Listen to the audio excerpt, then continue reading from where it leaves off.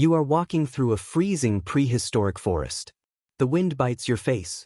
The cold is absolute and unforgiving. A sound breaks the deep silence of the ancient woods. It is a soft whimpering noise.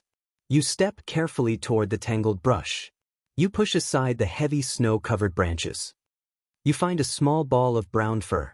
It is shivering uncontrollably. It is entirely alone in the dark shadow of a massive fallen pine tree. You reach out your bare hand. Why do you reach out your bare hand? For about 300,000 years your ancestors walked alongside massive prehistoric predators. You shared the exact same sprawling hunting grounds. You drank from the exact same freezing rivers. You slept under the exact same indifferent stars. It was a constant daily battle for survival against creatures equipped with razor-sharp claws and bone-crushing jaws.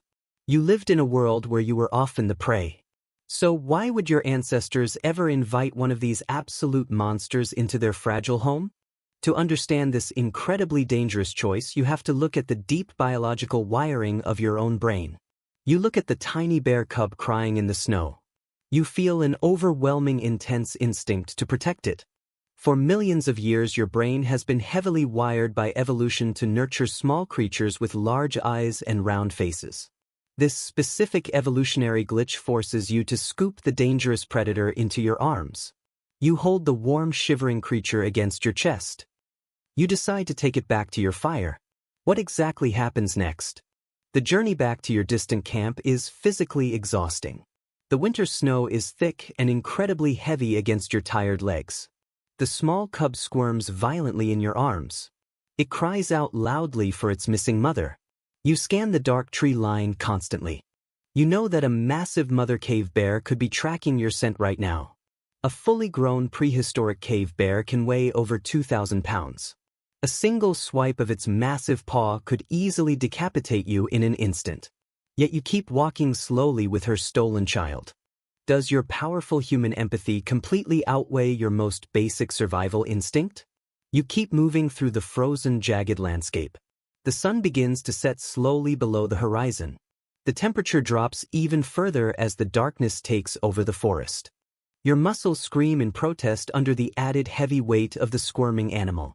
The cub finally stops fighting you and falls asleep against your beating heart. You feel a strange, deep sense of accomplishment. You honestly believe you have rescued a helpless life.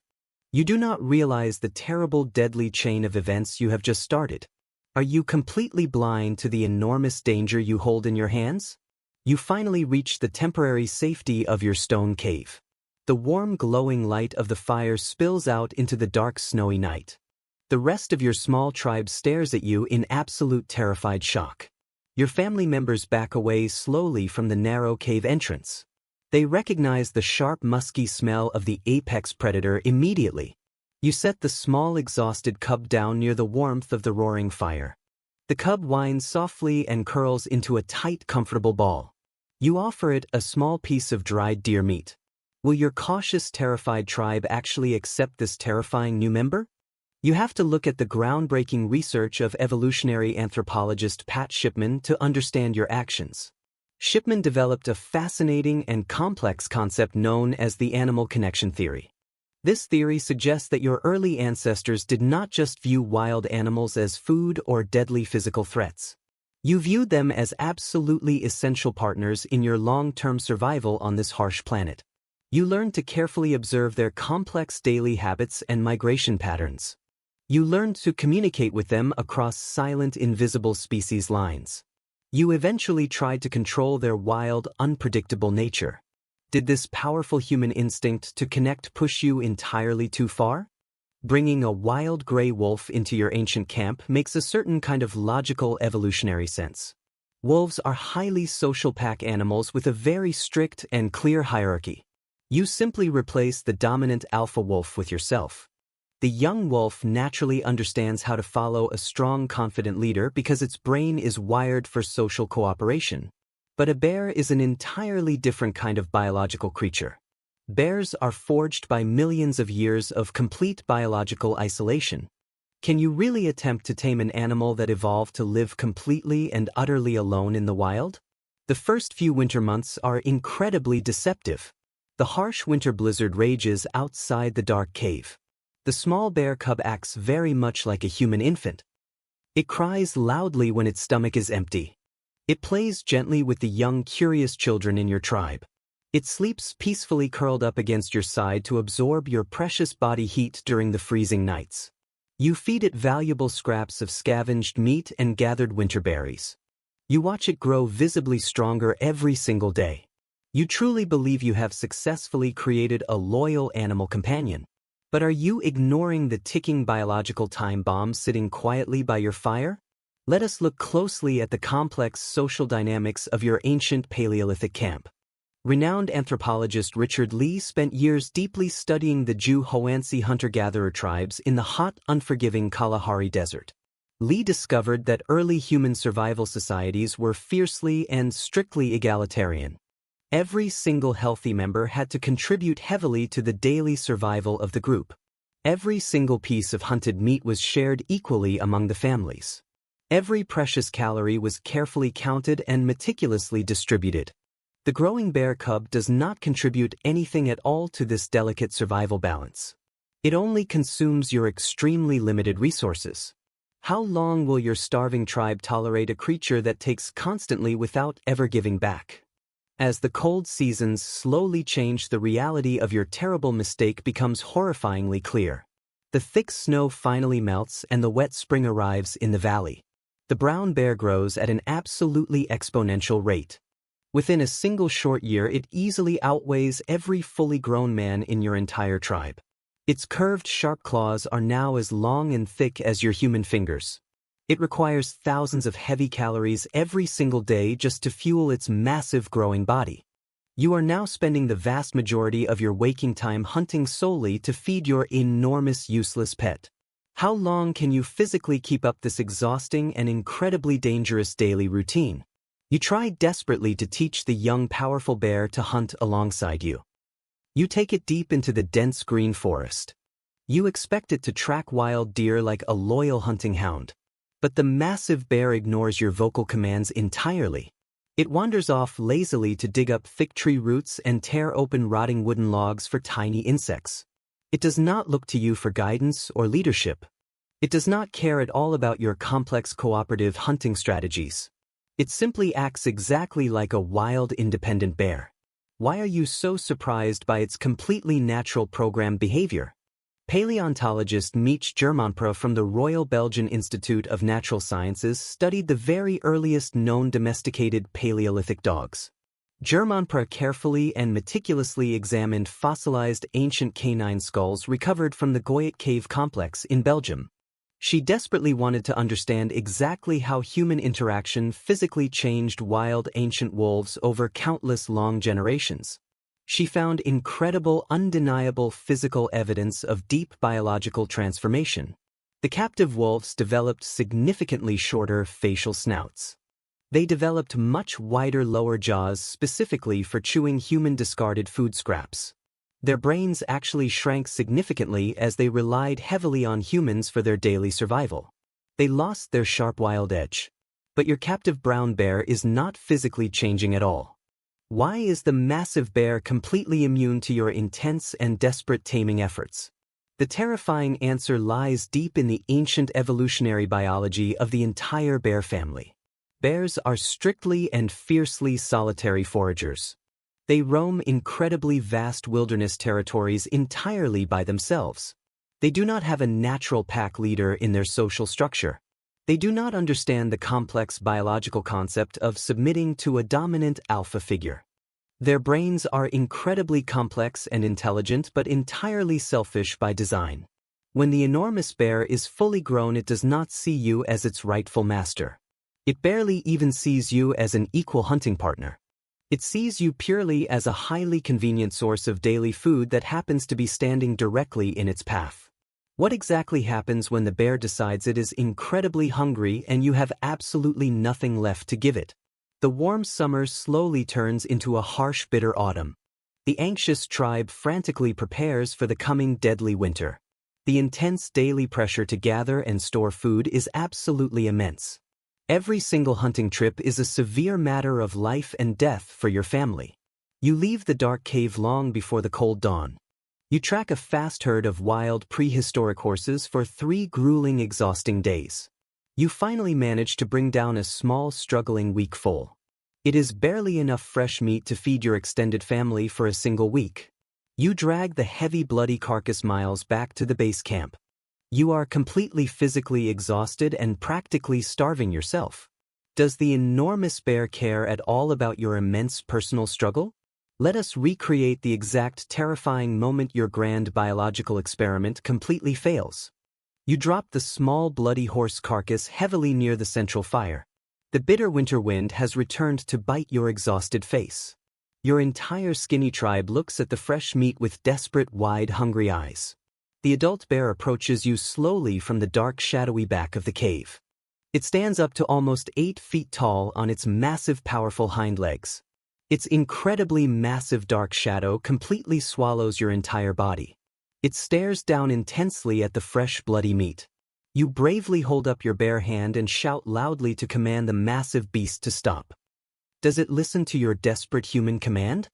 The giant bear drops heavily and violently to all fours. It steps aggressively forward into your personal space. There is no warning territorial growl. There is no typical dramatic display of animal aggression. There is absolutely no biological warning signal that you can read or understand.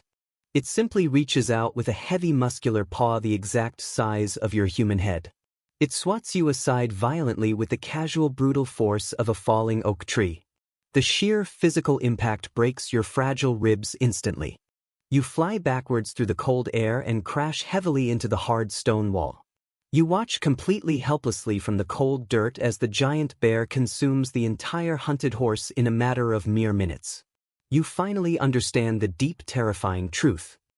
You did not adopt a cute, manageable pet. You invited a wild, unstoppable force of nature directly into your home. Nature simply cannot be controlled by your bare hands. This sudden, violent, bloody realization completely shatters your long-held illusion of human supremacy. You honestly and arrogantly thought you could master the entire wild world. You thought your advanced human intelligence gave you absolute divine dominion over the entire prehistoric Earth. You thought your clever ability to build hot fires and craft sharp stone spears made you an untouchable god. But the hungry wild bear does not care at all about your advanced intelligence. It does not care about your warm fire or your sharp spears. It only understands and respects raw, unyielding physical power. The giant bear eventually finishes the bloody meat. It sniffs the cold air deeply. It wanders slowly and calmly out of the dark cave and back out into the freezing forest. It leaves you broken and bleeding heavily by the dying fire. Why did you ever arrogantly think you could successfully own a god? The silent, terrified tribe gathers cautiously around your broken body. They do not offer you any soft pity or comfort. They only offer the harsh, brutal reality of Paleolithic survival. You have wasted massive amounts of precious resources on a completely failed, arrogant experiment. You have severely endangered the lives of the entire social group. You will carry the deep, ugly physical scars of the violent bear attack for the rest of your painfully short life. You will walk forever with a pronounced limp. You will feel a dull, agonizing ache in your crushed chest every single time the winter wind blows through the valley. But the deep psychological scar is much, much deeper. You finally realize the hard boundaries of your human power. Do you finally accept your small, vulnerable place in the natural biological order? Look closely at the fascinating and terrifying archaeological evidence found deep inside Chauvet Cave in southern France. Deep within the pitch-dark, sprawling limestone chambers, early modern explorers found something truly chilling. The ancient cave is covered in beautiful, intricate charcoal paintings of running lions and massive rhinos and wild horses. But there is something else entirely hidden deep in the dark shadows. There is a massive flat stone altar positioned perfectly and deliberately in the exact center of a dark, silent room. Resting carefully and reverently on top of this ancient altar is the massive, heavy skull of a prehistoric cave bear. It was placed there intentionally and carefully by human hands thousands of years ago. Your ancient ancestors did not tame these giant, terrifying creatures. They worshipped them in the absolute dark. Did your ancient ancestors eventually realize that some magnificent, powerful animals belong strictly and forever to the harsh wilderness? The arrogant attempt to domesticate a wild bear was a catastrophic, bloody failure. But it taught your developing human brain a crucial and permanent survival lesson. You learned the strict, unyielding boundaries of the natural wild world. You learned that true, lasting domestication requires a mutual biological agreement. It requires a shared evolutionary biological language that domestic dogs speak fluently but wild bears simply do not possess. You cannot ever force a wild animal to love you or obey you if its fundamental ancient DNA is completely programmed for total fierce independence. You learned slowly to respect the massive monsters that share your dangerous world. Are we still making this same exact arrogant, dangerous mistake today in the modern world? Modern humans constantly and foolishly fall into this exact same ancient psychological trap.